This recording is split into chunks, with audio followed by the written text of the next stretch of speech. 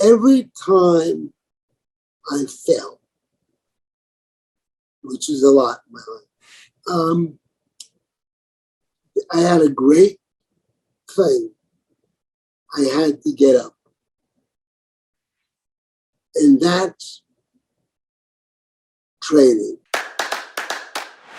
This is the How to Trade Stocks and Options podcast, brought to you by 10MinuteStockTrader.com, where we cover finance, stocks, options, entrepreneurship, education, and money.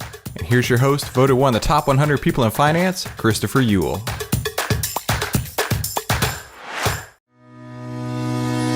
I just released the second edition of the Triple Stock Profit System ebook, and you can get it free when you head to triplestockprofits.com right now.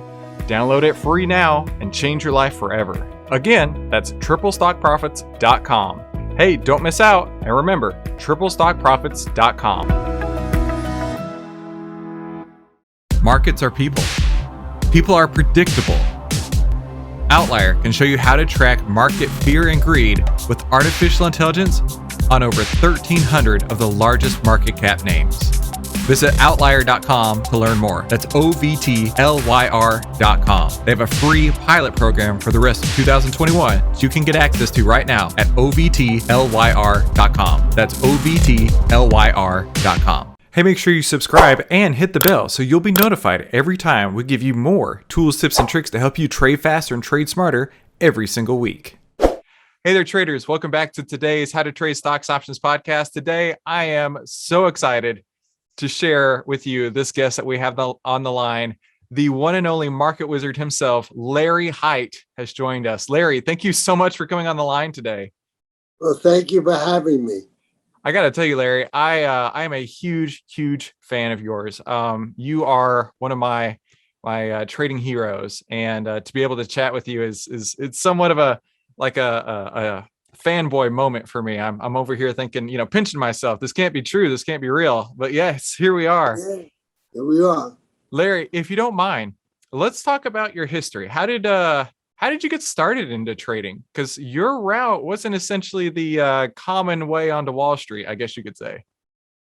No, well, it started because I'm blind in my left eye, and I have some other eye problem with my right eye.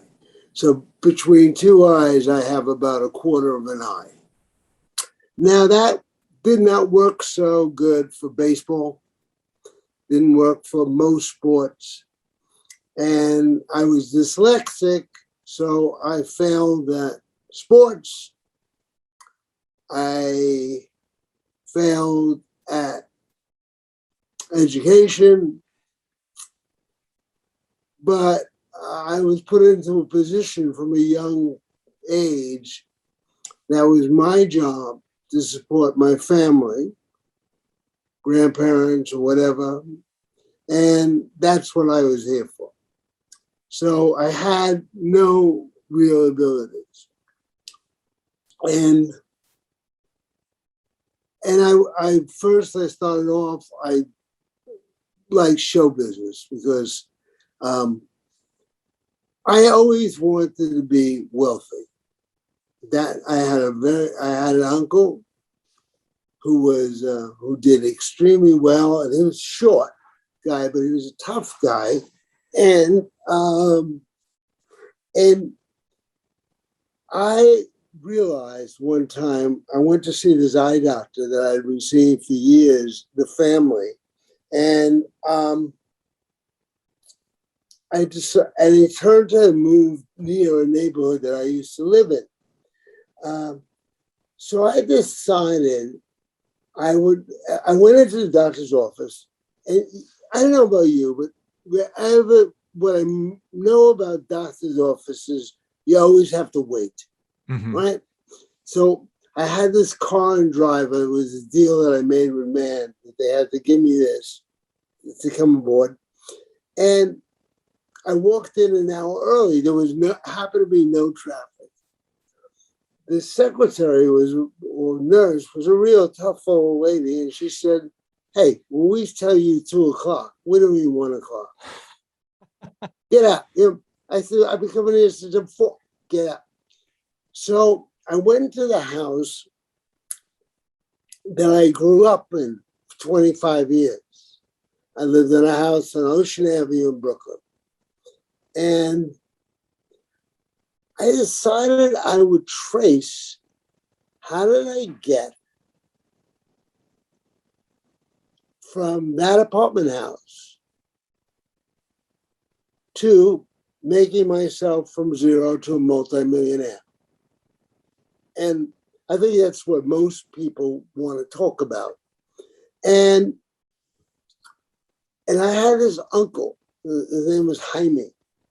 And Jaime came from the Lower East Side.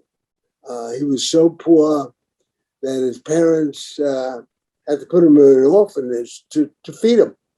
And then he got out, and his sister married a guy who had come, they'd all come from Russia or somewhere in Eastern Europe. And this guy, his name was Shapiro, and Charlie Shapiro. And he started off at 15 years old with, he got himself a push cart, and he wound up living next door to Joseph Kennedy. And so from nothing, he became very rich. And my uncle, he gave my uncle first job because he had married my uncle's sister. And he was I had never met this guy, but he was a very big influence on my uncle. And my uncle always had a good mouth. And he was always, although he had an 8th grade education, he was a man who thought for himself. He reasoned things out, right? And he knew facts. And so my uncle told Charlie that he thinks he was going to become a lawyer. And Charlie looked at him and said, Jaime, no, you're not going to be a lawyer. That's not smart, because lawyers are like plumbers. They get paid by the hour. Right? No. And if you're selling hours, you just have 24 minutes, 24 hours in a day. The real thing, if you want to get wealthy, is to have your money work for you. I was working in Hollywood, and I was on a set of a movie, and I was watching Paul Newman and his wife work. It was really quite amazing. Paul Newman really thought about his character, and he spent a lot of time doing that. His wife, Joanne Woodward, she could be playing cards. And then it came, because movies are shot in pieces, and she could be playing cards, and then they said, Joe, you're on. And she would step from that card table, put down a sandwich. By the time she walked on the set, she was that character. He had to work at it for hours. She just did it. And so I thought, well, if I'm ever going to get somewhere in show business, I'm going to have to do movies. And like John Lennon, I found doing movies very boring, because you spend a lot of time doing nothing. You could have done a perfect scene, and if a Klieg light was off, you have to do the whole thing again. And so I decided that I was going to have money work for me. Just And I don't know, even I never met this guy, Charlie, but the idea of that stayed with me. Mm-hmm. And because I had from my dad the idea that I was responsible, not only for him, but for his mother and cousins. This is what immigrant families do. And I wasn't good at anything. So I had to find things that my handicaps wouldn't get in the way. Mm-hmm. And thinking is one of these things that are free. You could think for nothing. And you could train your mind for nothing. So I began to think of what businesses I could go into where if I could set it up with my brain, it works. So after a while, I don't know why, this is what happened. So I had this girlfriend, mm-hmm. and she worked in a brokerage house, right? And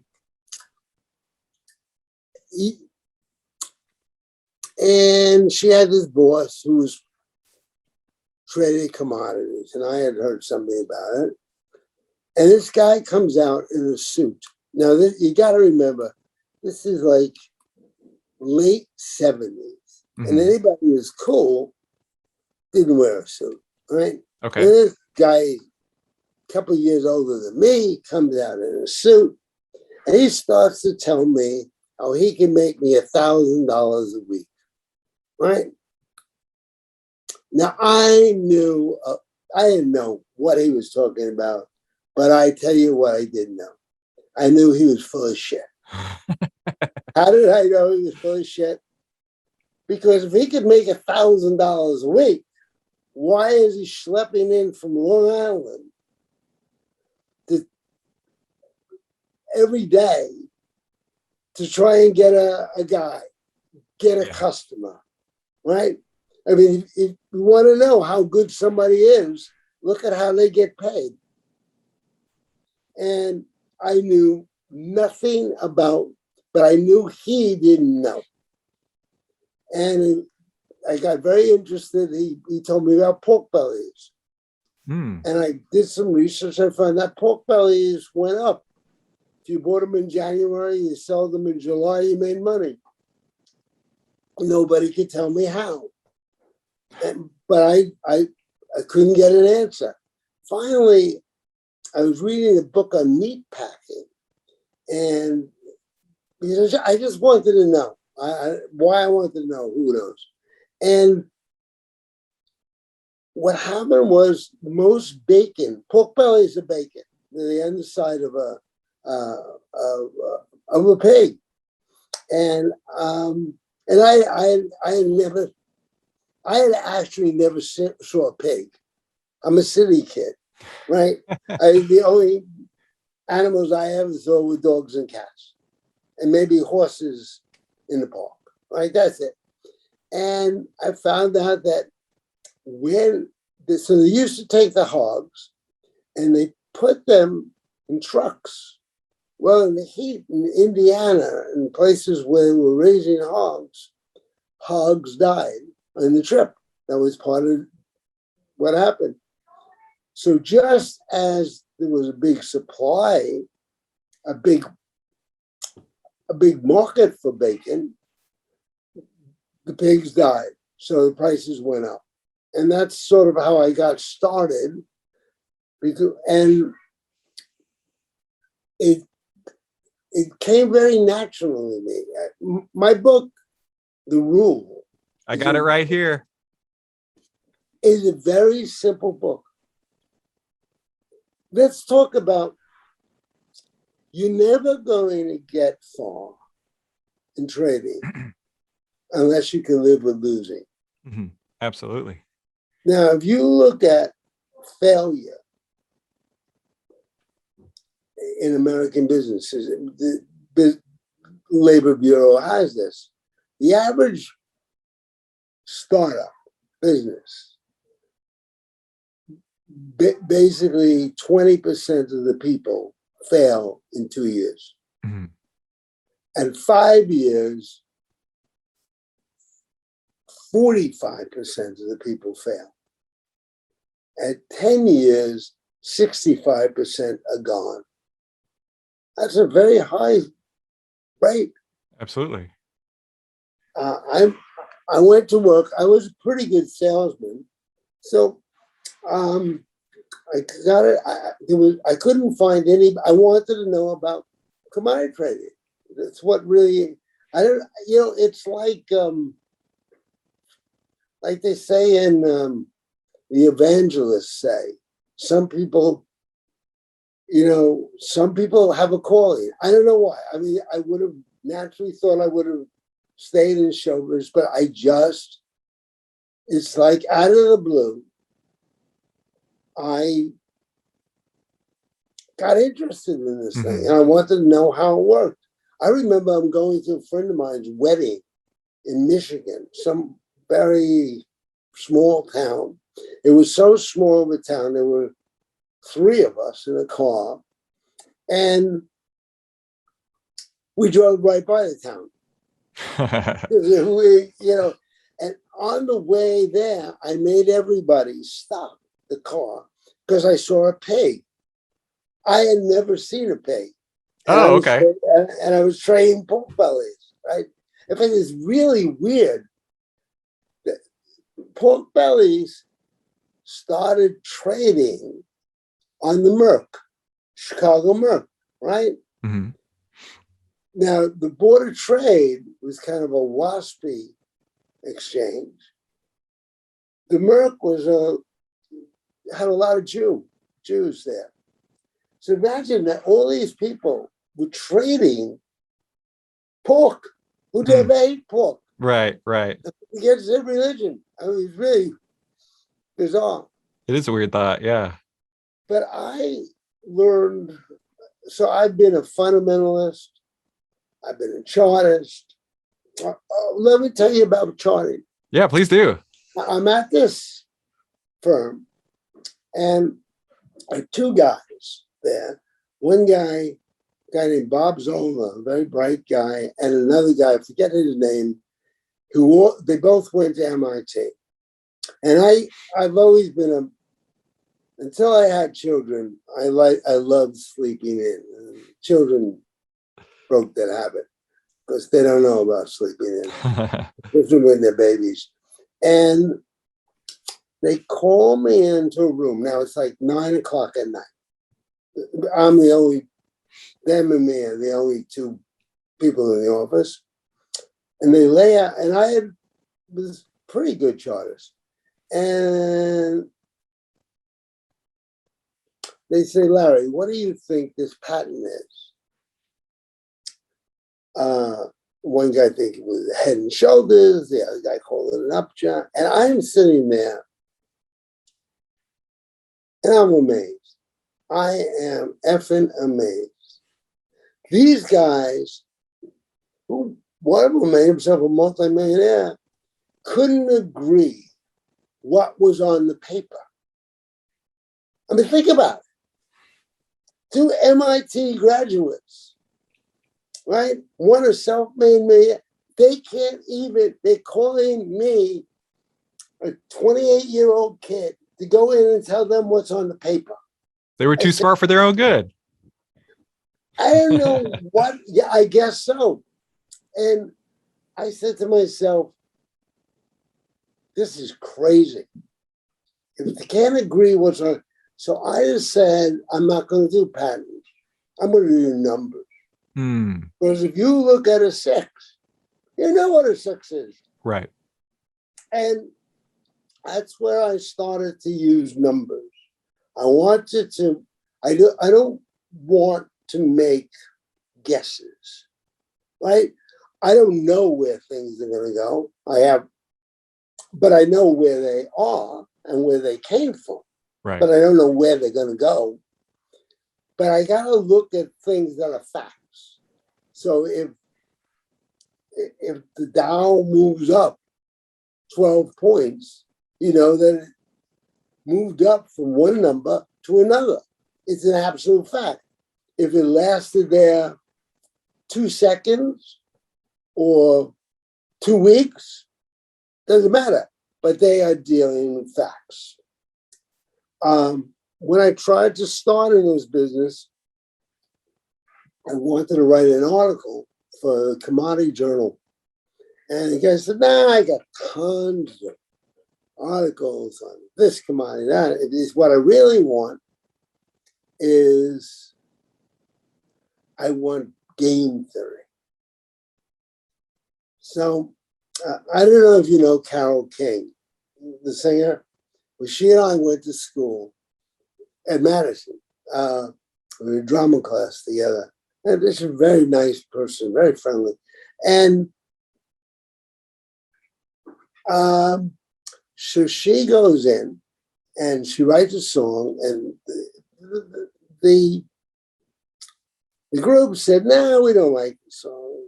And she says, no, you haven't heard it with the arrangement behind it.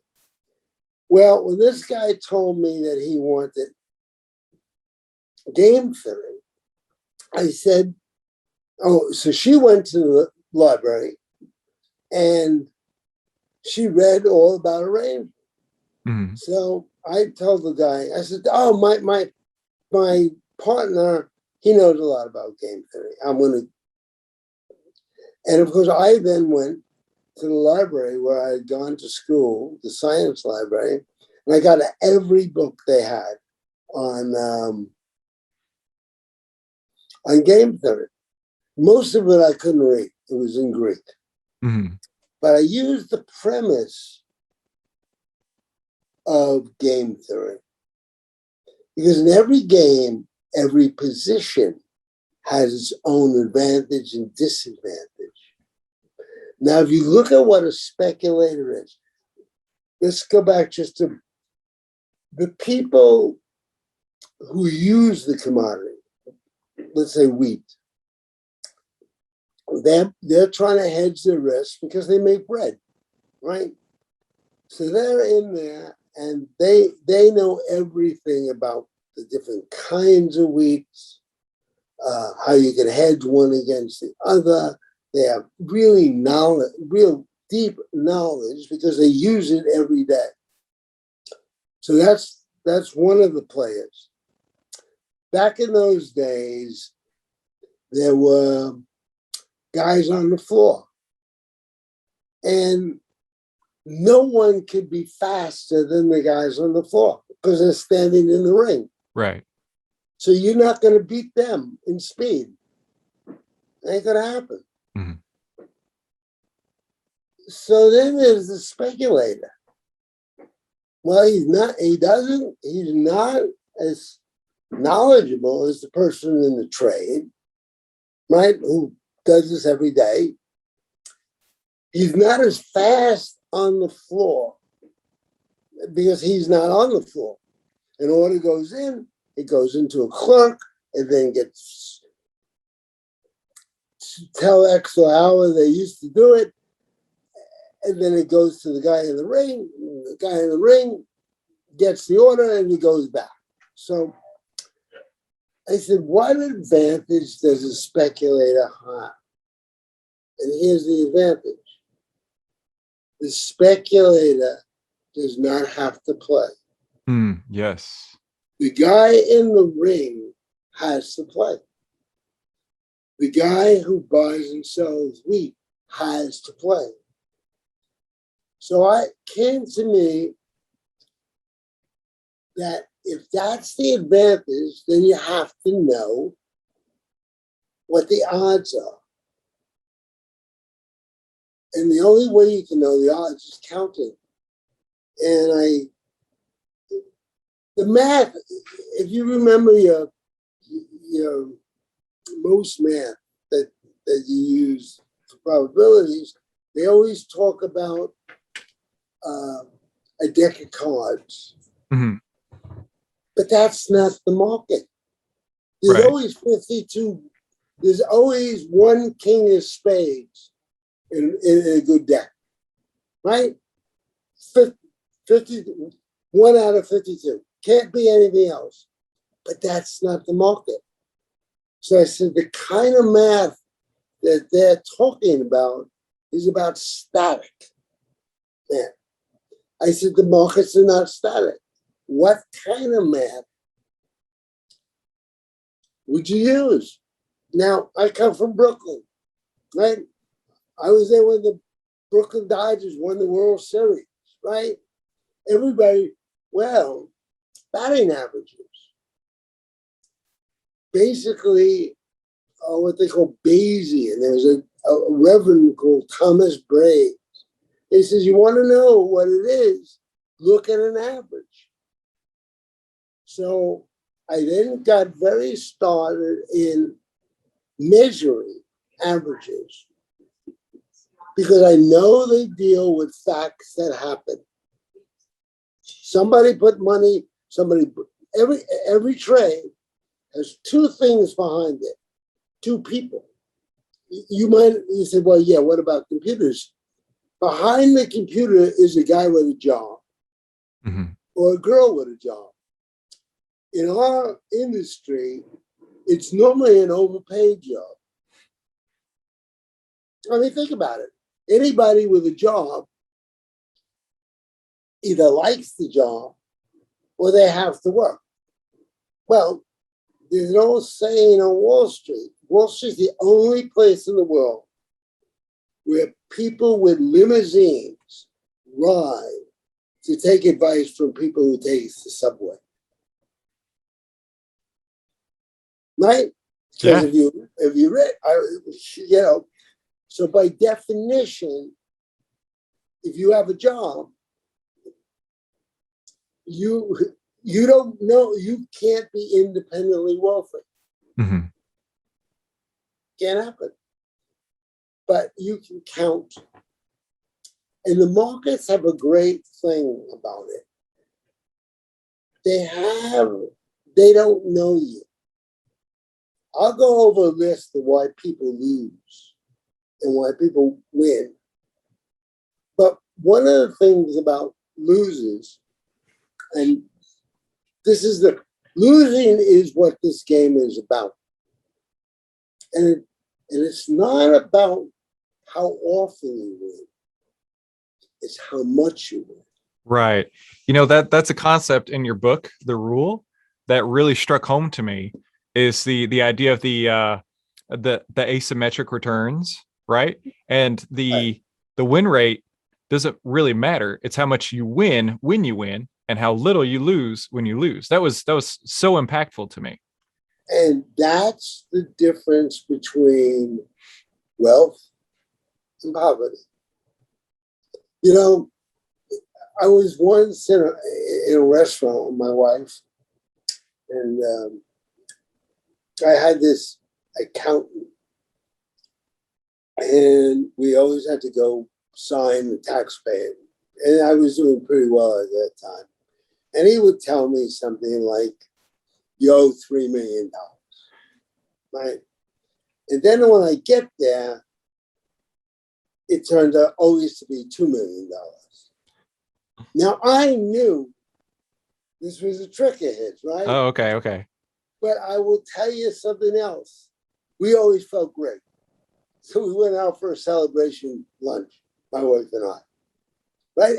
I knew it was, but couldn't help me. Made me feel better. Mm-hmm. Feel like I was $1 million richer.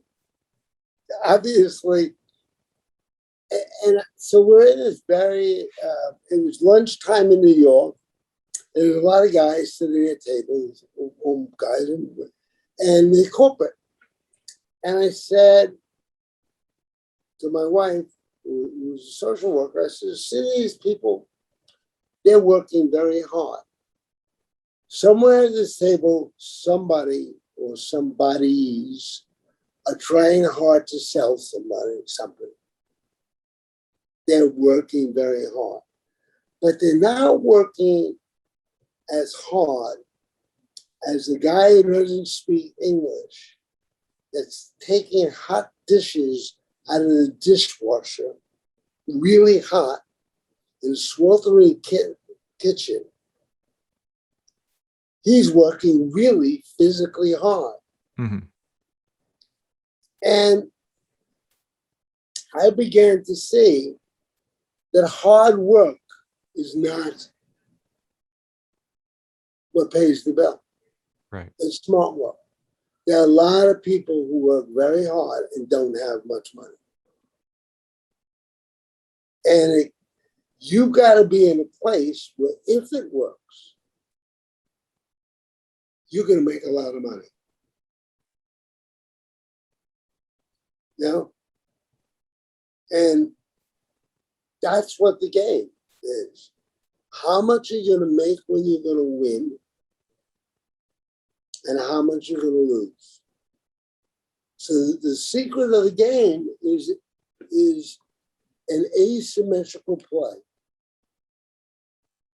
And if you put yourself where you can make a lot of money and you're relatively awake, and you think about it,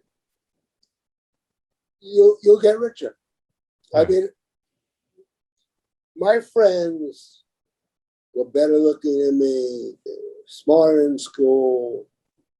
But I came out, I think, well, Judge Judy probably passed me. But I was at a high school that had a lot of, it was just a plain high school in Brooklyn, but we had a lot of people who did very successful.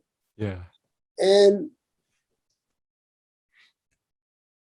you begin to understand that in order to do well, you have to be where it can pay off. If you don't get in the game, you ain't gonna have it. Right. And if in the game you can win, and the question is, how much can you win? Well, you know, I'm 50. I'm 80 years old. I've been doing this for 50 years. I have sold tops. I have bought bottoms. If I had to live on selling tops and buying bottoms, I'd be sweeping the street. Hmm. And anybody who writes an ad, they're going to sell you a system is doing that. Well, if that system was really doing that, would he spend his money on an ad? Right. So there's great advantages, but you got to learn about losing. There's steps. And if you, think that there was a guy, I was working in a firm who had made and lost a lot of money in sugar. He decided that the sugar market owed him money. That very inflated thought. And so every day he came to that brokerage firm, looked at sugar, traded sugar, and then sugar finally took off. And I don't know, he got sick or whatever, but he didn't show up. And once the move started, it was the biggest sugar move in history. He missed it. Oh no. And the point is, the market doesn't know you. It doesn't own you. Right. It doesn't care. Look, I have had PhDs work for me. I've had all kinds of very smart people. But if you don't know how to lose, so that, and I said it, and it's actually in a book where I'm on a page, a book about smartest things said in Wall Street, and I'm on a page with two of my major heroes in trading, George Soros and Warren Buffett. And I said, look, You can't win if you don't bet. But if you lose all your chips, you're not going to win. That's right. You can't bet if you don't have any more chips. Yeah. Right. And it's very simple. I am very attracted to big wins and big losses. Because think about it. Every big loss starts with a small loss.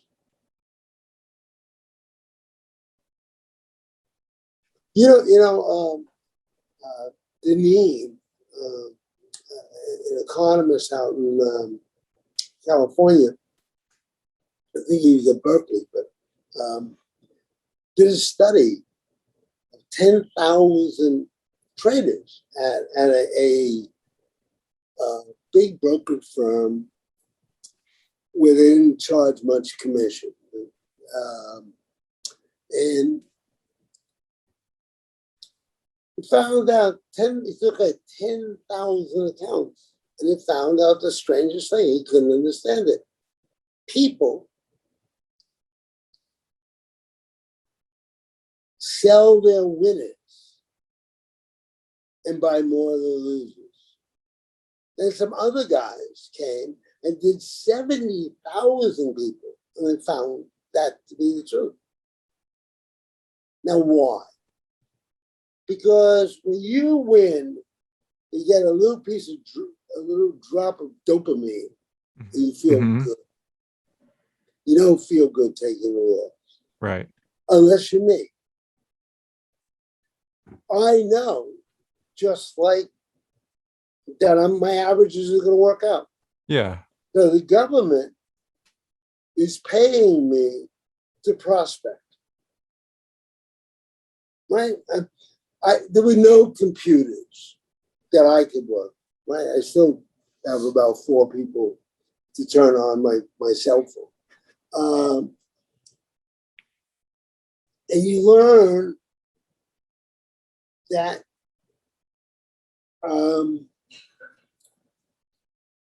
you can lose at anything. Mm-hmm. You're not going to be perfect. The only people who ever, even I know, tried to be, I had 2 daughters. And they little girls, and it's not a feminine, they believe in trying to be perfect. Boys muddle through. They don't care about perfect. They don't care how dirty they get. It doesn't bother them. Mm-hmm. I mean, I actually think that to prove out that women are smarter than guys. But now they're running companies that seem to be doing pretty well. Mm-hmm. But this losing is very important. Look at long-term capital. Yeah, some of the smartest people in the world. And what did they do? They were really good in trading in the government security market. That's what Merriweather did. But then they went over to trade to basically do regression to the mean in Russia. Regression to the mean is you got the mean, and you keep buying down, gets you low, and then it goes back to the mean and you make money. Works a lot of time. It work 80% of the time till that one time that it doesn't. So, Paul Tudor Jones, I'm told, has a sign in his office: losers, average losers. Yeah, I've seen that picture. And, for someone as successful as Paul Tudor Jones to have to remind himself of that, I think that speaks volumes. Yeah, because he really understands what the game. I can't find anybody, and I've been looking hard, that's ever bombed out who trades across the board trend following. The only time I see it is people over leverage themselves, trade too much, and think, and I don't know why, and they give up the basic rules. Mhm. Watch a really, uh, watch a really good trader. Even Soros says this. He never talks about it, but I met a guy who actually was Soros's broker, and Soros would go in, and if it didn't work, he'd get out. Yeah. Try that. Well, through the Jones does that. Because what can you control? You can only control in our business when you're going to play, how much you're going to risk. Those are in your control. Right. Outside of that, nothing else is in your control. I'm a huge fan of Michael Covell and his books, and you're mentioned all through his books and on his podcast and everything.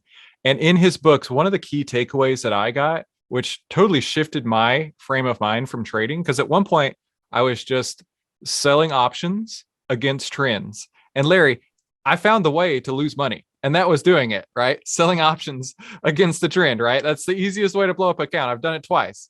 But what I took away from Covell's book was he's like, look, a stock can go from 5 to 100, and you can get on anywhere in between. You just got to know when you're going to get out whenever you've been proven wrong. And that really stuck with me. And I love using that example because with the trend, we don't know how far it's going to go. But to your point exactly, you know when you're going to get in and how much you're going to risk. And that's about all you can control. And really when you're going to get out. That's it. Yeah. I mean, and I find that a lot of people who do very well in school seem to flunk life when they become a trader. Yeah. No, David Ricardo, was this guy, he gets to England, and he was a trader. Now in England, there was the exchange, and like in America, we had the American exchange, which really used to be called the curve, because they actually did it outside, and so he comes, he had some money, and I hear that he knew a lot about it. Yeah, he made a fortune. Now, he was Jewish, which was not that easy to get into English society, And how did he become one of the richer people in England? He wasn't in the military. He never, and I searched, I read, and nothing. Then I found this quote about never refusing an option. And his one thing was, get in, cut your losers fast, and stay with your winners. And are you married? I am. Yeah. I have 2 little boys. You mentioned little boys earlier. I know all about how dirty they get. Yeah. Oh, they love to. They love to crawl into stuff. I mean, I was like that too. Well, I always use sex and stuff as an example of statistics because it's really true. You maybe dated 1,000 girls. Okay? Some of them you liked. Maybe you even got engaged to some of them. But you married one. Mm-hmm. Well, that's statistics. That is statistics right there. That's trend following. Yes. So you went out with this girl, and the two of you had a good time. So you went out again. Then you start having sex. That was a good time too. And you went in, and then boom, got married. Then you had a kid. And then you had another kid. I mean, think about these. What's the age in your children's spread? What's the spread? One is 9 and one is 6. So 3-year spread. Okay. So each one of those things, if you're a normal kind of person, you are taking on, first you take on financial commitment to marry your wife. Every time you make a baby, if you're in old days when people were farmers and every person you had that you created in your family, you get something out of them. You get somebody to help make the farm work. But as one guy, you pick up a lifetime liability with the child. Just like your parents. I'm sure your parents, I don't even know your parents, but I'm telling you, there were times when your parents would say, oh my God, is he ever going to be a normal person? Right? Probably more than one time. More than one. And that's how it goes. It's the math. And H.L. Hunt was, I tell you, I went to see Ray Hunt about, I did a favor for some people in Dallas, and they said, what could you do? I said, that's where I'm at, is in Dallas. Oh, okay. So you know the Hunt story. Yeah. Oh, yeah. As soon as you said H.L. Hunt, I was like, I know that guy. and I said, yeah, I would like to talk to Ray Hunt about his father. So these people were nice enough. I said, I'll go there. So we went to the Dallas Oil Man's Club. I said, here is what I believe. That your father wasn't so much a oil man. He was a great gambler. And what Hunt did, well, the big people would go into like the Permian Basin and kind of look around. When Hunt saw them, he had been a preacher's son, so he went and spoke to the farmers and bought up cheap options. What he was, and Ray told me that, his father broke 2 bookies. He was really a good bettor. I said, that's what this is about. I remember I had I was new, was going to go into Wall Street, and I get a job with his firm. And this guy, Marty, was there, managed the office manager, nice guy. And I'm talking to a woman, and she says, I said, well, I think it's a good bet. And he calls me over, he said, Larry, we don't bet here. No. And I went out and I looked up where the word blue chip came from. Do you know where it comes from? From the casino. Right, yep. in Monte Carlo. So I said, that tells me more about it than all the books on investment. It's an odds game. And that was a big moment. The first one was when I noticed these guys didn't know what was on the page. That, and they're really smart. So that, I said, I got to get something that I can't guess. I mean, a 6 I can understand, a 4 I can understand, but I can't. If nobody can agree on what's on the page, then what do I got?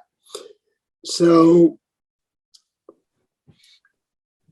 that's that, and then I looked up blue chip, where it came from.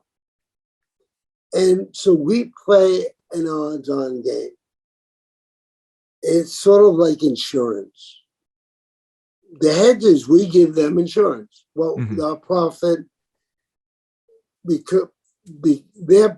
our profit becomes premium, like getting paid a premium. Yeah.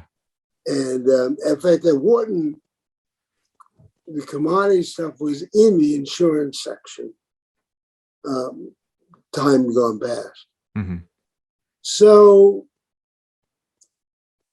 once you understand losing as a key part of the game, if you believe in your own perfection and that you're not gonna lose, you got a problem. Yeah. I had a relative, very intelligent person, very good athlete. He had all the stuff that I was been a good athlete. Excuse me. Oh yeah, no problem.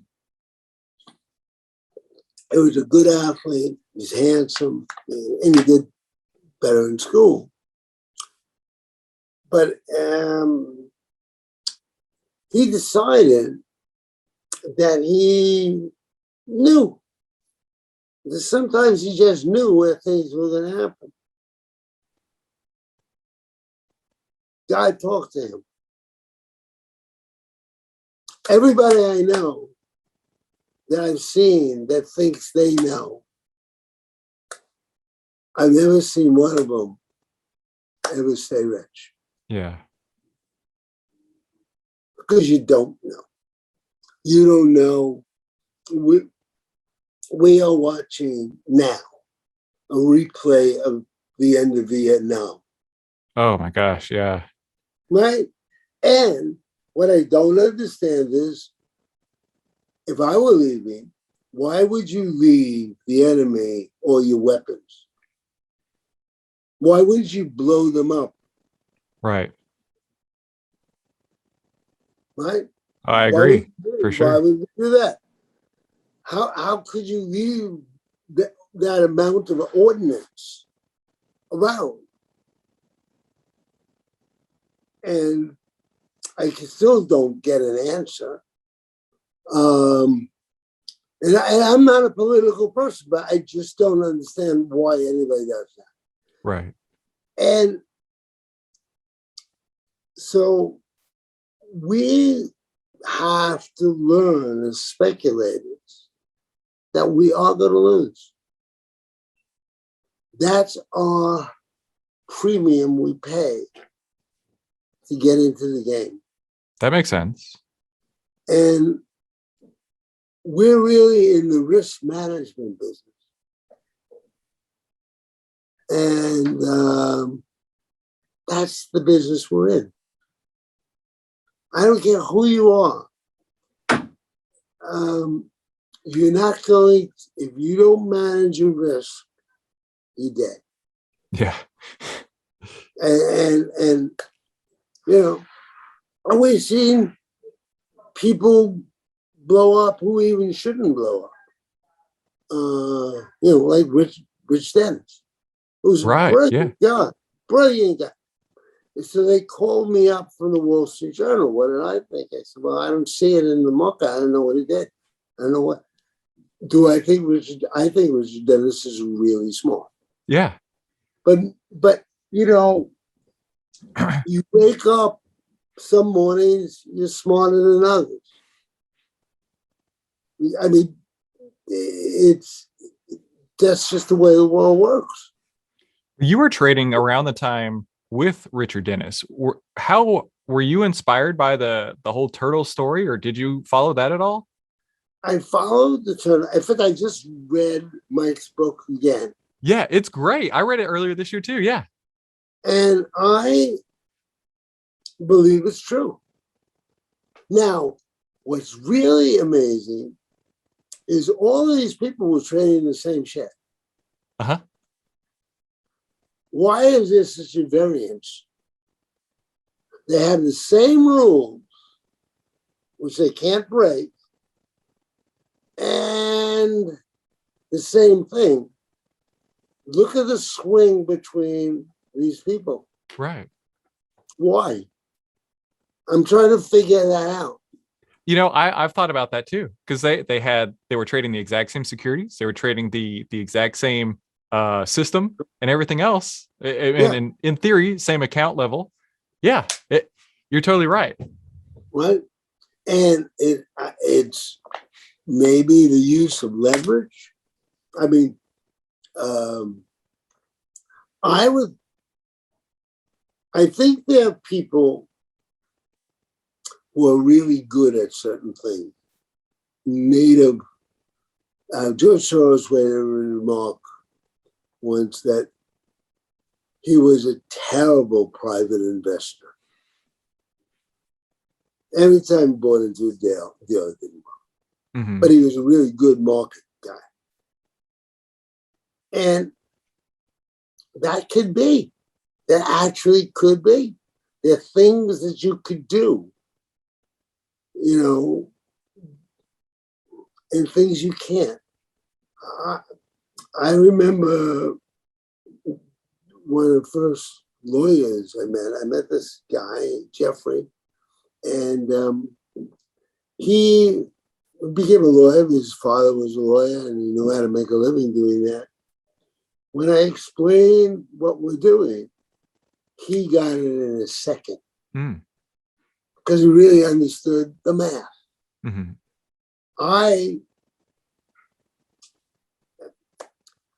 So I'm in high school and I'm not doing too well.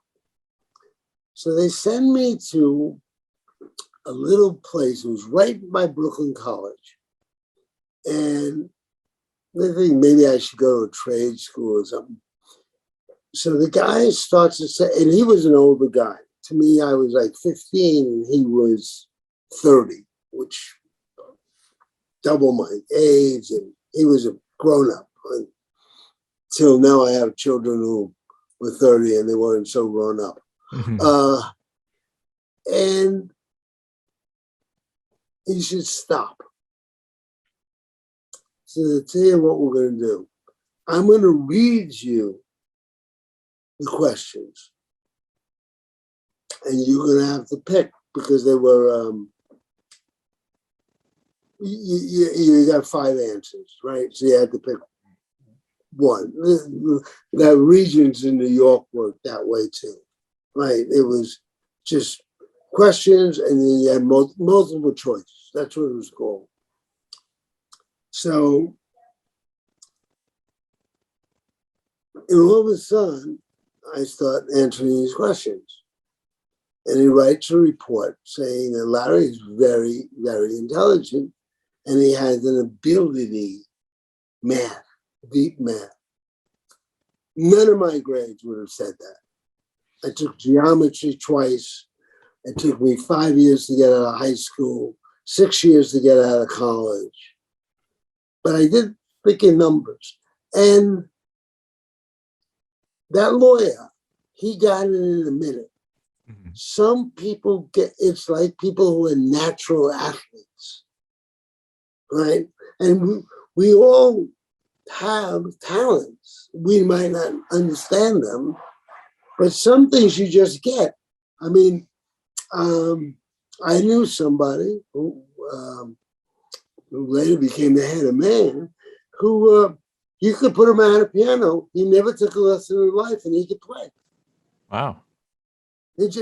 Because we do have talents, but we don't know them. We don't know about them because we never tried it. I got through school on multiple choices. I remember there was this story. I'm in biology, and the girl next to me is a girl named Susan Graberman. And she's nice. We were friends. And we're cutting up a frog, right? If you took high school biology, that's one of the things you did. Yeah. Well, she was a very popular girl. So she turned around to talk to her friend. And I dropped the dead frog. The girls at that time in Brooklyn carried these huge pocketbooks, right? And I dropped it into her pocketbook. Now she puts her hand in. Oh no! Scream, right? She thought it was funny. I thought it was funny. The clap. So and I was not going to school too regularly. So the biology teacher sat me down and she said, Mr. Hyde, I'm going to fail you. Only possible way you could pass this class if you got 100 on the regions that we call, then I'm going to have to pass you. But I doubt if you're going to do that. Well, there was this book by a guy named Kaplan, and he bought a book. What he did was he took the tests and he compiled them. Oh, and yeah. book. Yeah. So I go there and I go through the tests and I take an index card. I write the question out and then I put it on one side and then I write the answer on the other. Right? And I go through like 1,000 of them. And then I don't look at them afterwards. So I actually passed biology because of that. Yeah. And that got me through school because it was something I could do. And I understood intuitively I had a 20% and five answers. Mm-hmm. I have a 20% chance of just being blindly right. Mm-hmm. Then I figured out 2 of the answers, which is totally BS. They had nothing to do with the question. So now I went from a 20% to a 1/3. And that's sort of how I got through the school. Mm-hmm. Well, you played it to your strengths. Even if it was biology, you still used the math to play to your strengths. Yeah. Yeah. Yeah. And I didn't even know that I was good at math. But I really, but it turned out that I really was, because I used it in a very practical way. It's, I had this cousin, he was shorter than me, he's younger than me. He had a job selling ice cream on the beach. And I went there to work, see if I could make some money. And I'm a kind of heavy guy, and it's hot. And I just couldn't do that. So I brought the ice cream box. I said, I'm done for the day. And then I see this bunch of kids, like from 14 to maybe 20, and they're playing poker. I said, shit, each kid's got to put in $1. Mm-hmm. It was terrible. I said, this is interesting. So that became my summer job. Was hustling poker? Yeah, and I didn't even see the game but I figured the odds. So what I do if I had a bad hand, I would throw it in fast. Uh-huh. And that's a lot better than selling ice cream. And yes, and what was interesting is there was one guy drew to an inside straight. I never saw anybody do this. He jumped up and he called himself the Bear. I don't know why. And he thumped his chest. He says, got it. And I said, I looked up at the sky and said, God, just keep this kid here. Just keep him here. I'm here. And that's all I need is this kid. Because he had just drew to a 1 in 52 chance. That ain't a good thing to draw to. Right. And to think that you did it by some divine will or whatever else he had going through his mind, I knew how he would bet. Yeah. And that's it. So, you know, So to me, the rule is how I more or less live my life. Yeah. Because fixing something, unless you have an inside track. I had a friend of mine, Andy, who very high level economist, very well thought of. And Andy was short. I'm sure people always like to compensate for something. And he said, and the guy, I was having a fence built around my backyard because I had these little kids and wanted them outside, but I wanted to make sure they're going to stay in the yard. And so Andy and I are watching this guy put up a gate. And Andy says to me, "See, Larry, I probably have twice the IQ of that guy. But I tell you something, he's put up that gate 1,000 times. He has all the tools for it, but and he will beat me every time." Mm-hmm. And Andy was right. When you get to know something well enough, in our business, you got to start with how much you're willing to lose. End of story. Yeah. And you have estimates of what you'll make. That's it. Mm-hmm. Because behind every trade, even if they're using computers, is a person. Like the machine, my machines, they're run by, but it's not the machine. Yeah. I have to live with the results of that trade. Right. Right? It doesn't care. Right? And maybe if I attach something that buzzed the circuit in Japan, they would learn faster. Right. But they don't. And you learn that that's part of the game.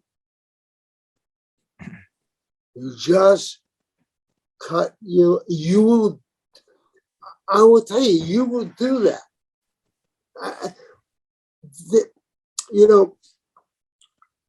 I was gonna asked to give a lecture, and I thought I would give this lecture, and I would call it sex, drugs, and rock and roll, and money management. Okay. And because that would get, but I learned something about probabilities. There was a guy named Harry, and Harry and I lived in the same tenement in the West Village. And there was a girl. So Harry sort of made his own hours like I did. And this girl gets out on a ledge. There's only two people in the building, Harry and I. She's crying, but she's on a ledge, 5, 6 stories down. That could hurt. And we talked this girl off the ledge because she was living with a guy that smacked her around and tried to convince her. Learned 2 lessons. She moved out the next day, which we felt good. And 4 days later, she was back. Oh. So that showed you just, but Harry would leave in the morning, but with another great looking girl. I mean, really good looking girl. I know this is all sexually inappropriate. So I asked Harry, I said, how do you do this? And he said, oh, that's simple. I go to law school at night and I work in daytime selling computers.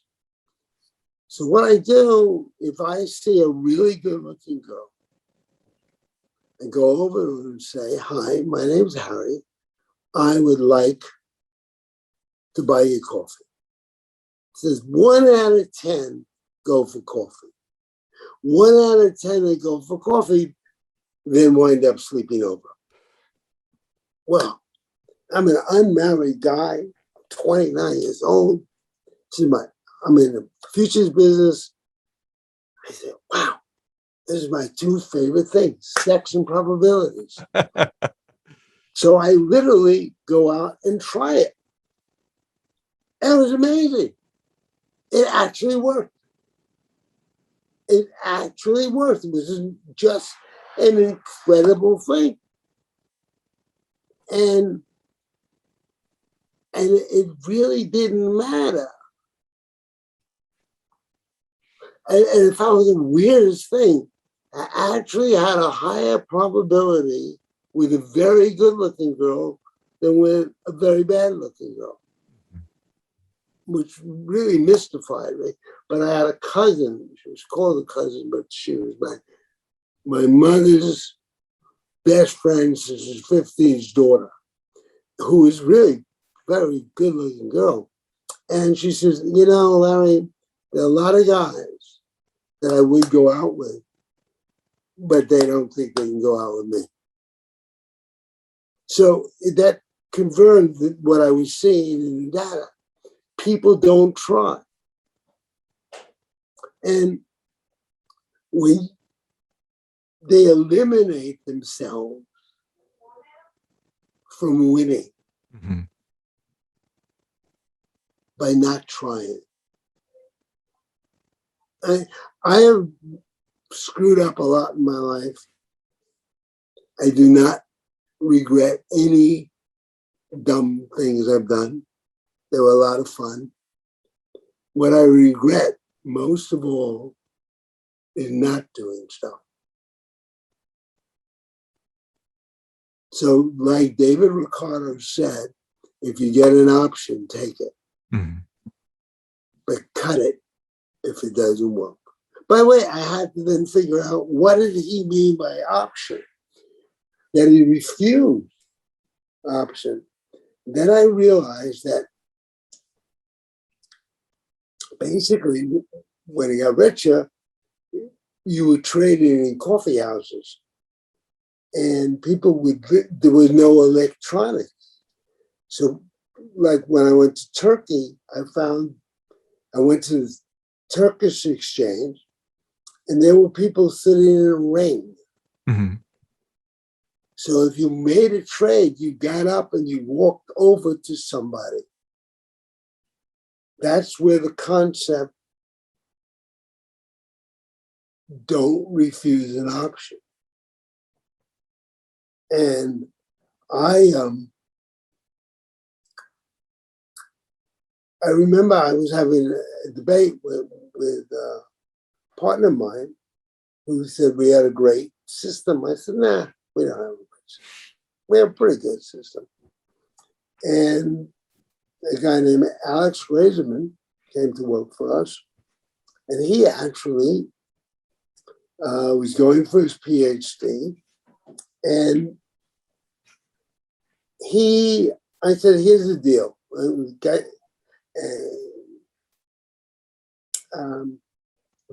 How many trades we make a year? 3,500%. I said, all right, this system will randomly pick. Alex knew how to set this up. It'll randomly pick what it trades using a number generator. It'll randomly pick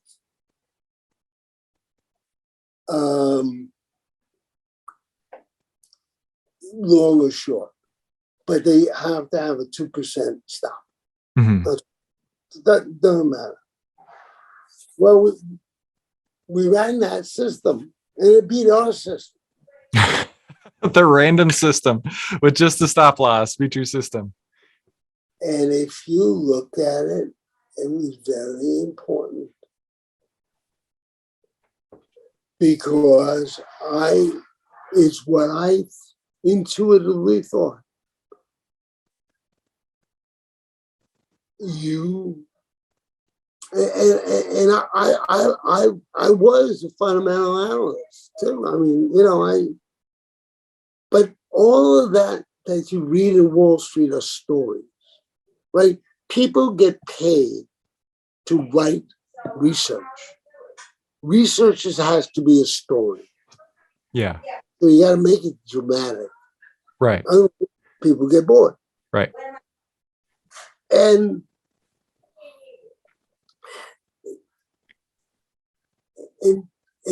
look at Wall Street research. It's a very interesting story.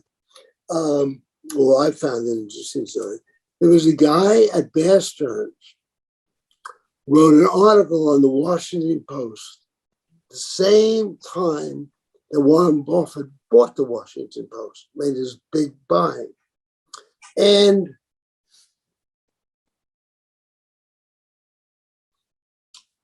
he went through all the things that Buffett talked about. But at the end of the thing, he said, but I wouldn't buy it now. I'd wait for a pullback because the market looks very jittery.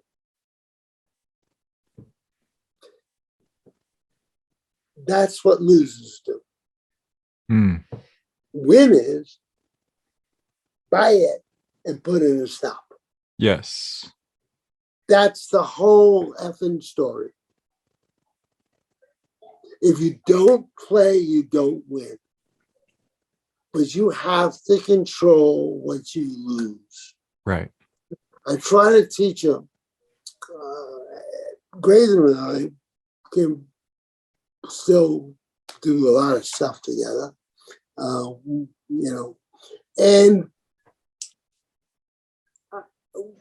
it's just class on statistics. And I said, all right, trading, you kept 100 people apply, but they only took about 50 people. And Alex was a very smart guy. So he gets us guys from Wall Street to come up and teach. And I happen to like teaching because teaching some of the dumbest questions get your mind going.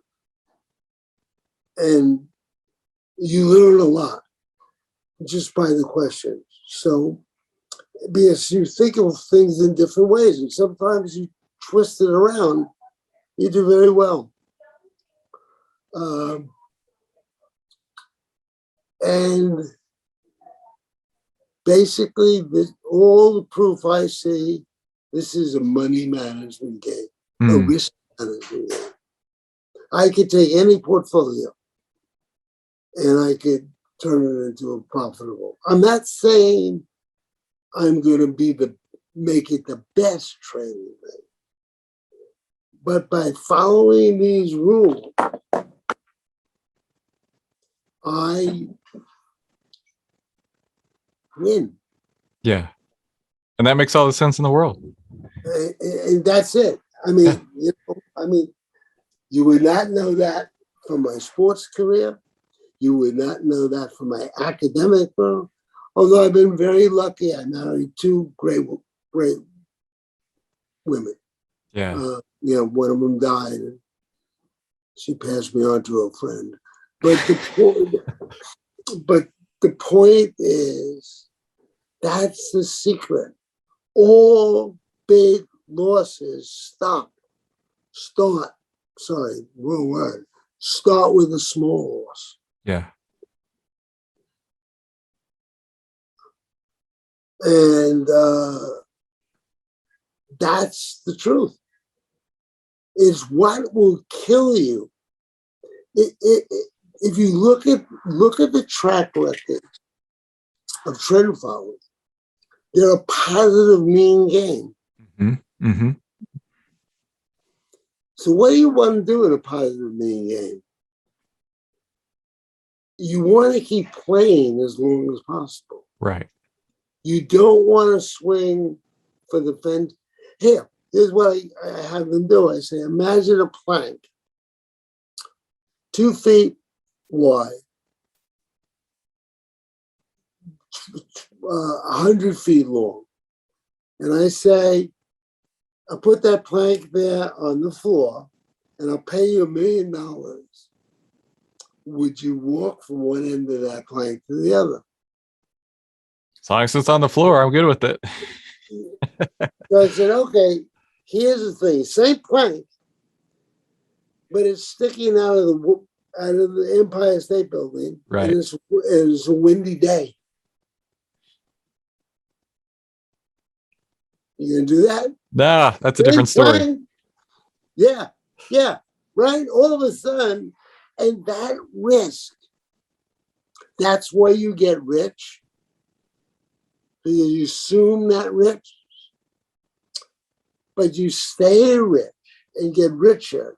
Like I thought one of the best bets I ever heard was Paul Tudor Jones bought 1% of his wealth in Bitcoin. Oh, wow. But think about it. It's a great bet. If you lose 1% of your wealth, how much sleep are you going to lose? Not much. Do you think that Bitcoin could go up 100% over the next decade? Just look at what it's done. It's gone up, thousands of percent at this point. Okay, Yeah. right? All right. But I'm not saying it can't or cannot. I'm just saying, so for 1%, you could double your whole fortune. And if you look at anybody's track record, it looks like a bell-shaped curve. And basically, you'll find that 5 to 7% make all the money. And in the middle, there's a whole bunch, the losers and winners, and then you have the real losers. Mm-hmm. But the tails tell the story. Yeah. So I'm telling you that one of the biggest negative, the word lose, is really a positive. If you've got a positive mean game, and I don't care if it's buying value, like Graham used to buy. He used to buy anything that he could buy $1 for 80 cents. And then one of his guys, there's a great speech about the Buffett game on the kids from Graham and Doddsville.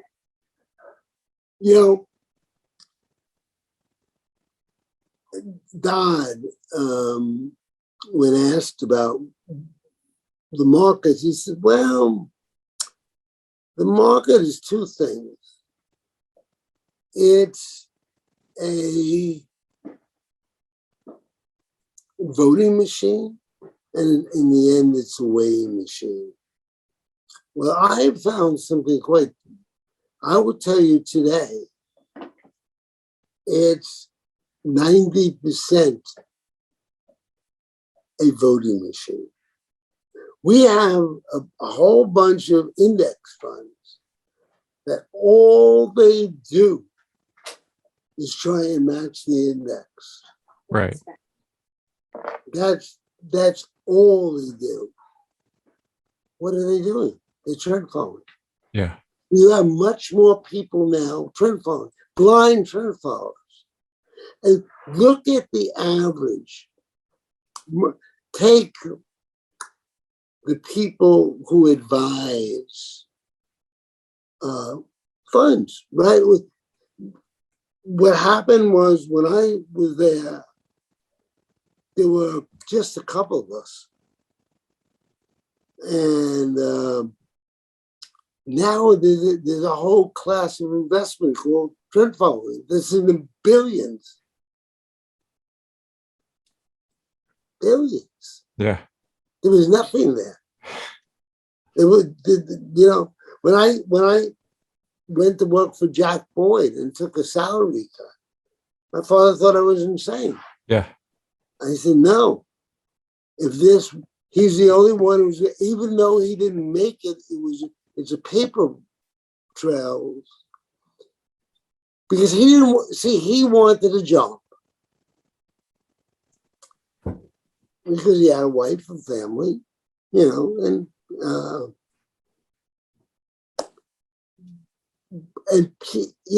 Jesse Livermore said this: the markets never changes. The only thing that changes is the people and what they're trading. Right. That's it. If a really good-looking person of either sex walks by the opposite, heads turn. Right. Because that's a great book is a book called The Selfish Gene. You can make a point that we are controlled by our genes. They use and you look at it, we start out, we go through puberty, we make more genes, and then when we no longer are potent, we die. Mm-hmm. Mm-hmm. So the gene seems to be controlling this. Not right now, we're living longer, and it's very interesting. We're living longer, but we're finding more illnesses that come from old age. We never saw before. Right. That makes sense. So basically, to win, you got to think about losing. Yeah. Look at it this way. You're a general. Your money is your soldiers. A general without soldiers is no longer a general.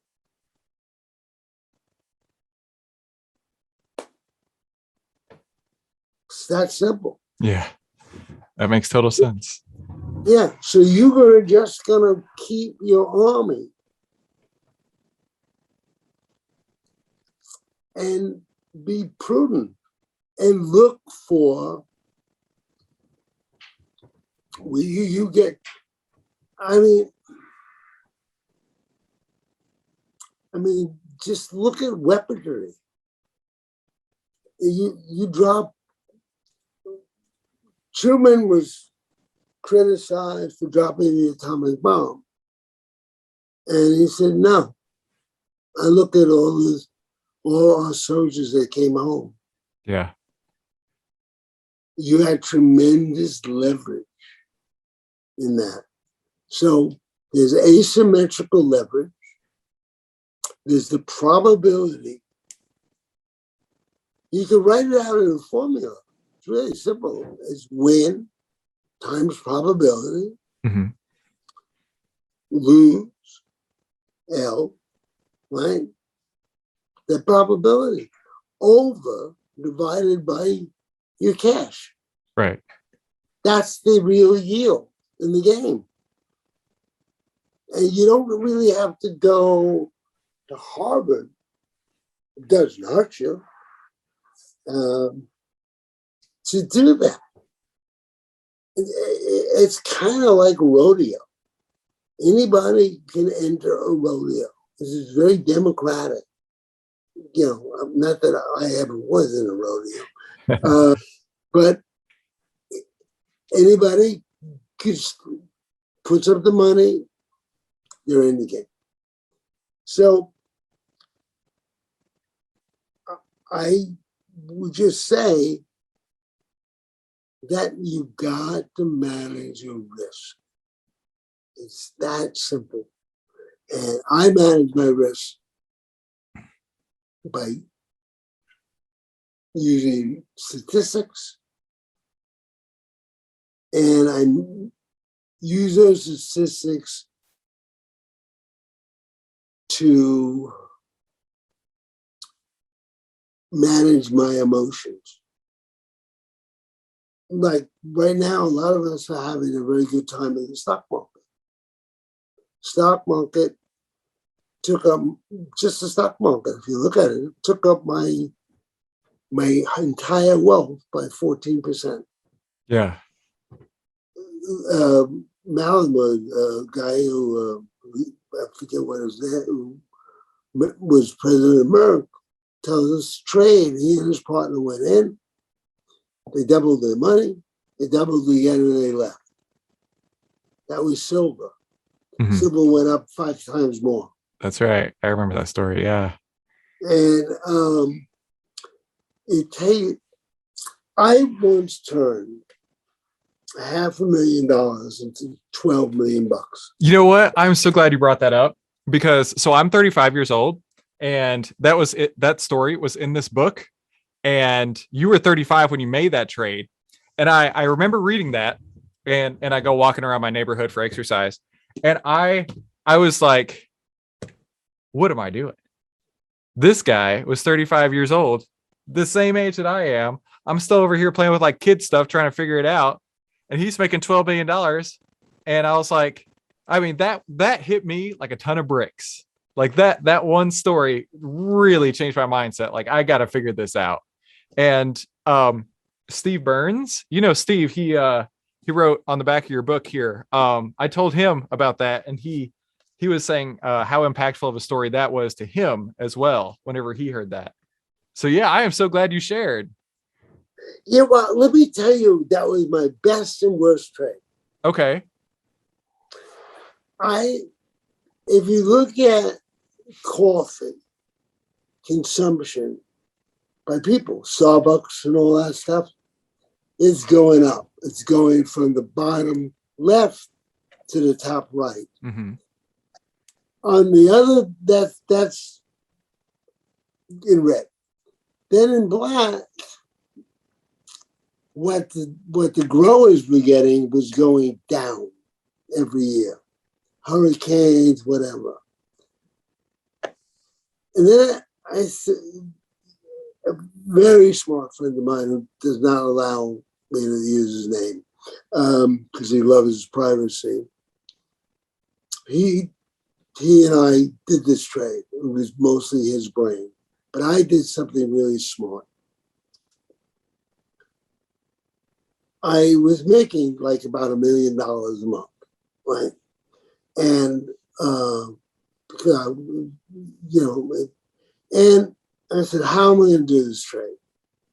Well, the first time before that, I tried it and they just tried the tax law on commodities. And I went up in 1 year and as soon as the year ended, I went down. I still had to pay $80,000 for my win, which was no longer a win. Oh, yeah. Right? Yeah. So I said, I think, and I went out and I found one book, was the history of coffee. I read the entire history, came to these conclusions. One, coffee is grown in very unstable places. It's very bad weather, extremely bad political uprisings, those things. So you have weather you can't control, and you can't control the government there.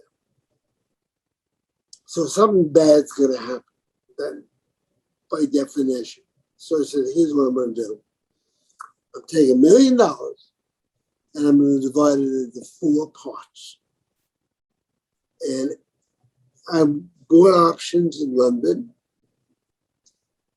and I said, I'm going for $250,000 a shot because I could afford to do that. And that's what I did really intelligently. And I figured that coffee was 60 cents, $1. I think it could get to $1.50, maybe $2. So I'm going to Europe with my wife. We're going to bicycle down the main river, Lucerne, I forget what the name is. And we were stopping, we to trip. And I met these incredible Australians who had drank their lunch every day. And we had just a fabulous time. But we bicycled 30 miles a day, and I was a lot heavier then. But I got through, and I'm sitting in the bathtub, and my wife comes in. She's English. She had this way of, the English have a way of saying screw you or something like that. It's so polite you would not get, like they'd walk up and say, oh, that's a great tie you have on, Larry, which means I wouldn't be caught dead in that tie. Right? It's a backwards flavor, but it's funny. And so she walks in, and I'm in the bathtub. And she said, this is for you. I put it in. It's my broker in London. He's Larry. You had $6 million. Oh, $3 million. What are you doing with it? I said, roll it forward. Keep going. A good friend of mine phones me up. A friend, Larry, you got $9 million. Take the money. No, I'm a trend fund. Goes up to $15 million. Then it goes down to 12. And boom, I take $12 million. Because $12 million means an awful lot to me. From a kid from Brooklyn, right? I mean, the only people I knew were $20 million, $12 million were drug dealers, mafia guys, and I don't know who. Somebody maybe sold their business for once in a lifetime, right? So I get out. Now, why was this one of the worst trades I ever made? I planned this trade very well, in that I stuck to my trend following. But I had calls. When it went down, if I would have shorted those calls, I would have made them into puts. I probably could have made it $8 million more. But I had never planned on winning that big. I had no one in my life that I could talk to that came from a place that normal people came from. I didn't grow up poor, but $12 million was not in my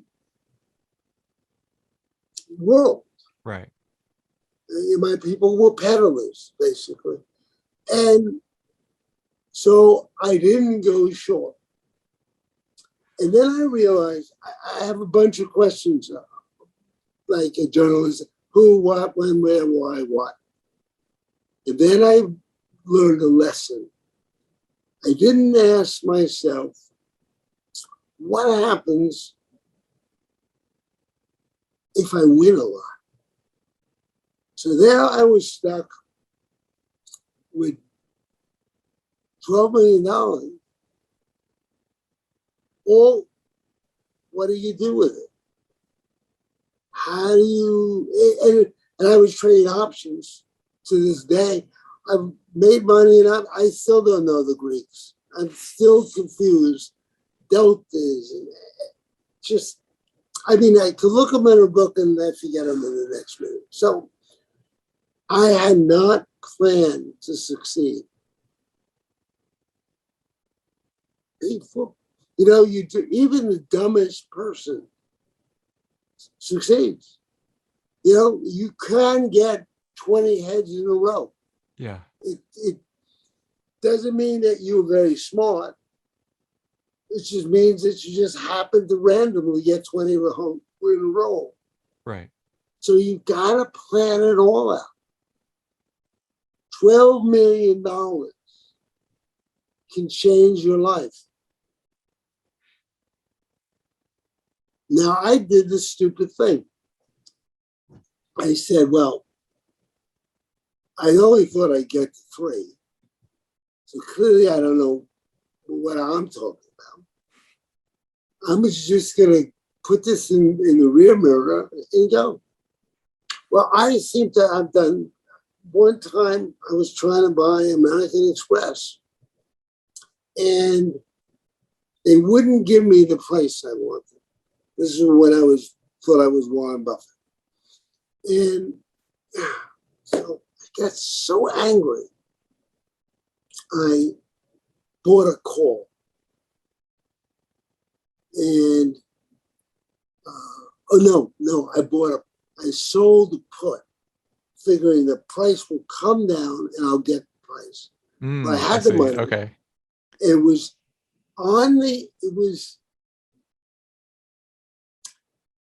at, sort of like the end of the, I don't know. I said, I really can't get the government this money. I don't want to pay taxes. So I'm going to go up 2 more points over what I'm going to do. And I'm going to buy the call. Because I'm not going to let the son of a bitches have that tax money. That's how intelligent I was. Well, I forgot about it. Well, it turned out I had this winning trade. I end up making a lot of money, $250,000. So here I am. I do some things with options, and I get lucky. But I don't say, shit, hey, there's got to be something here. Okay. Because I take the lady, I said, this can't happen. And it turned out that there's something to options. But you gotta, most people fail because they don't try. And they try them. The other thing, people, who do you talk to the most? You talk to one person. Yeah. The most. Your spouse. Right. Yeah, yourself. Yeah. Oh, yourself. Right. That makes sense. Yeah. Yeah. Well, yes and no. You're not getting much more information. And the story you tell yourself is very important. Like, some people think they can't win. I've disproved that. Yeah. I don't want to brag, but I am the American dream. I couldn't agree more.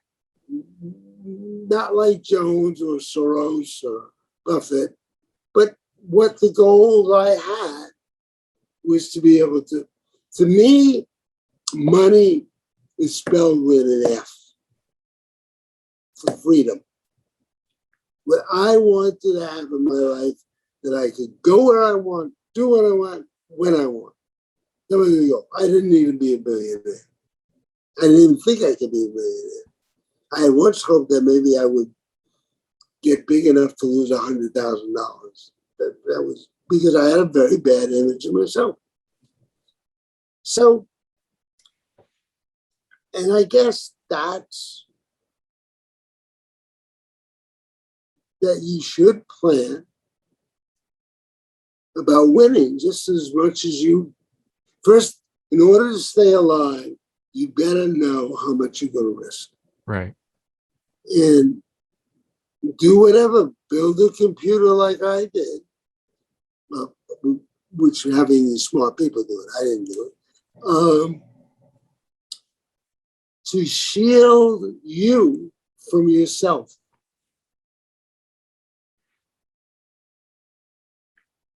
And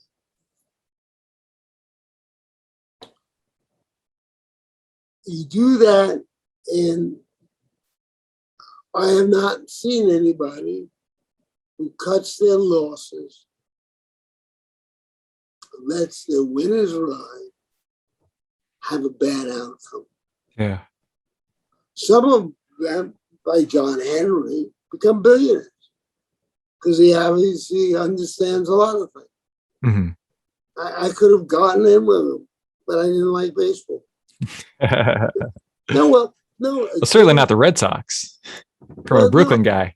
Yeah, that way, but also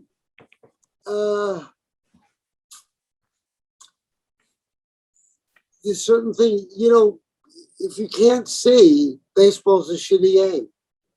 do you? Yeah. Well said. Yeah. I mean, the only way you're going to get on base is directly to put your body in front of the ball and you get walked. Mhm. But that's for getting hit by a ball that could be going at 100 miles an hour. Right.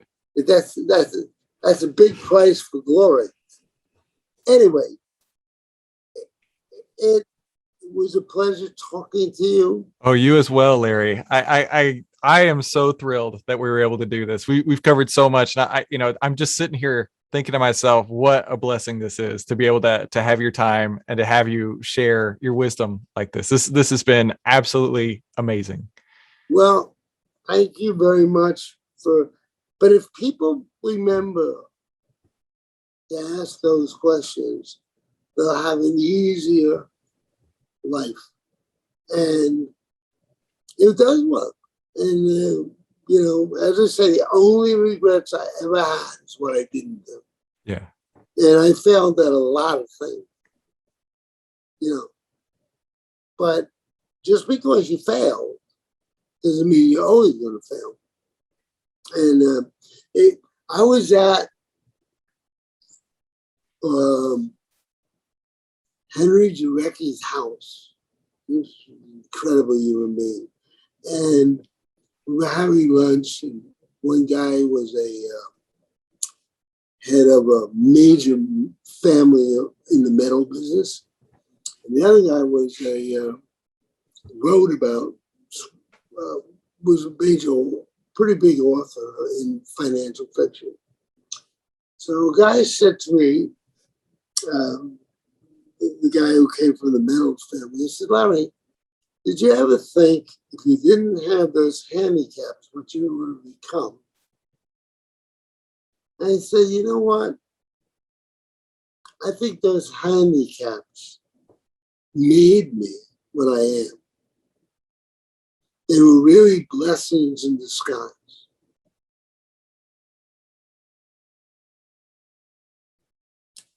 But if you want, I'll talk to you forever. But I think that's a good ending. No, I totally agree, Larry. This has been such an amazing honor to be able to have you on, and I owe you so much for that. So thank you. You don't owe me, but keep cutting your losses and let your winners run. You know what? That sounds like the rule. Yeah, that is. It's the only way. I keep looking and see, because every small loss starts could be a big one. Right. And you got to just take your ego out of the way. Mm-hmm. And but thank you very much for your time. And I have to thank Michael, who I would go. I visited him in Vietnam with my wife. Yeah. But now everything's locked down. Oh yeah. We are not. When I worked with Man, I went all over the world, Mm-hmm. and it was actually quite interesting because I got to talk about the same subject because that's what they want me there for. But I had a great education seeing what questions people asked. It was really kind of fascinating. And, and I traveled and I built a network of acquaintances and friends, people I had fun with all over the world. And now you can't. A friend of mine was knighted. Wow. And normally we see each other once or twice a year. I go to London. I had my wife's mother was in London, so I went there often. And, it was my jumping off point to wherever I was going from. And but now we really can't go around because of these diseases. But you know what? I was very lucky I had a grandmother, my American grandmother, and she always could take the positive things out of something. Maybe not quite as truthful as you might think, literally, but every time I fell, which is a lot in my life, I had a great thing. I had to get up. And that's training. Yeah. So keep your losses in control and you'll always get up. There will always be a bull market somewhere. Right. Or better, but we don't even, trend followers don't even need bull markets. They need things that go in one direction for long periods of time. Right? I mean, that's really all they count on because you're in it for the money. Right. But you get up. So you gotta always make sure that you can get up. And if you do that, you win in this business. I mean, it's, well, if it wasn't such a simple business, I wouldn't be here. So, I love that. All right. Well, thank you very much. Thank you, Larry. If you're ever in New York or Florida and Miami, I'd love to buy you lunch. Oh, I was just there over the summer. First time I'd ever been in New York. Went to Brooklyn and Manhattan and all that. And oh man, I wish I caught you earlier. I'd have taken you up on it for sure. Oh, but next time. See ya. Bye. Okay, so what'd you think? That was pretty incredible, right? Now, if you like that, that's only a taste, only a sample of what you're going to find in the full AI stock trading system. And I really highly encourage you to go and check this out. Obviously, you are interested in learning on how to trade, and that's why you're listening to this podcast. Now, I'm going to take and download my entire trading system that I use day in and day out onto you. And the only way I'm going to be able to do that is over at the AIStockTradingSystem.com. You're going to get phase 1, 2, and 3, several bonuses, and on top of that, I'm going to walk you through over a dozen trades that I put on inside of my account, holding your hand and showing you exactly how I got in, how I got out, how I use the artificial intelligence data, and how this could work inside of your own trading portfolio on a daily basis. So make sure you head on over to AIStockTradingSystem.com. That's AIStockTradingSystem.com to learn more and to get started and to download my decade plus worth of trading experience into your hands so you can start using the AI stock trading system today, the 5-step system to take the guesswork out of trading.